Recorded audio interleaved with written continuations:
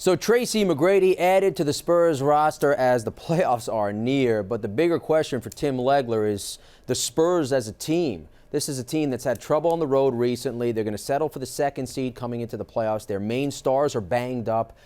How does it play out for San Antonio moving forward? Yeah, the expression I use is leaking oil. Yeah. That's what they look like. They need to hit the reset button pretty quickly. And Tim Duncan even said it after the last game. They've never looked like this 2 games before you're ready to start the playoffs. Banged up. Ginobili's not coming back anytime soon. Tony Parker has been hurt. Boris Diaw is out right now. Their younger players, Danny Green, Kawhi Leonard in particular, have been wildly inconsistent lately. So you get rid of Steven Jackson. You take a chance now bringing in Tracy McGrady. I don't know how much of an impact he's going to have going into the playoffs. He played in China all year. He put up respectable numbers, but it's not anywhere near the same as playing against NBA competition. And the Spurs system is pretty intricate. If Tracy McGrady has to come in and pick that up, there's some motion to their half-court sets that you have to be willing to move on. And that's not really, I think, at this stage of his career, what he can do. That's a ginormous X factor to me. What's Tracy McGrady going to give you? What's he going to be? Right now, I'm not expecting anything. Yeah. He's going to have to show me that he can contribute, but there's no question. And right now, the Spurs are nowhere near where they expected to be heading into the playoffs. And now if the Lakers win on Wednesday night, they get them in the first round, and that's exactly who the Lakers want. They believe that they can give that team all they can handle. Now, when you talk about it, McGrady, it's too late in the season for him to be able to have a prominent role with the Spurs at this juncture. Steven Jackson's gone. Diaw is out. Like you mentioned, Ginobili is banged up.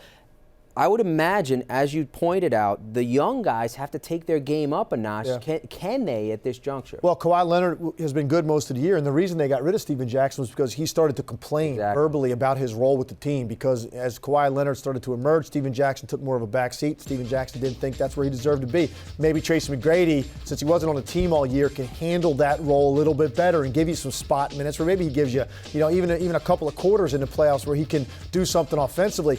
But look at Danny Green, another guy. Last year in the playoffs, Greg Popovich took him out of the starting lineup and shelved him because he had lost all confidence in his ability to make an outside shot. So believe me, Greg Popovich is sitting there right now saying, I've got Kawhi Leonard, Danny Green, 2 critical elements to what I'm trying to do right now in terms of my rotation, that I'm not that certain what they're going to give me when the playoffs start. It's a scary proposition. Gary Neal, another guy probably in the same boat. Mm-hmm. These are major contributors throughout the regular season that are going to have to pick it up and come through in big moments in the postseason, particularly with Manu Ginobili out right now. The Spurs, this has kind of been a similar deal with the Spurs. Yes. They kind of dominate in the regular season, and it's almost like they run out of gas when you get somewhere near the playoffs, whether it's the start or the first round or the second round of the playoffs. And you can understand what Coach Pops is doing with this team in terms of resting their big guns throughout the season. Is there any other remedy to kind of get them through to kind of get to the finals? It was interesting. Last year, Pop took his foot off the gas. He didn't want the number 1 seed. He did everything he could not to get it, but the Thunder struggled so bad the last couple weeks of the season. Finally, it got to the point with 2 games ago. He said, well, if you're going to give it to us, we'll take it. They had the number 1 seed. They're up 2-0 against the Oklahoma City Thunder in conference finals before Oklahoma City runs off 4 straight games. I don't necessarily know that Greg Popovich wants to have the number 1 seed, and they don't now. It's going to be Oklahoma City. But you're absolutely right. This has been a pattern for the 3rd consecutive year. They get to this point in the season, and you're really concerned about what they have health-wise going into the playoffs. Now, last year, they overcame it in the first couple of rounds, but then ran out of gas against a much younger, more athletic, faster Oklahoma City team.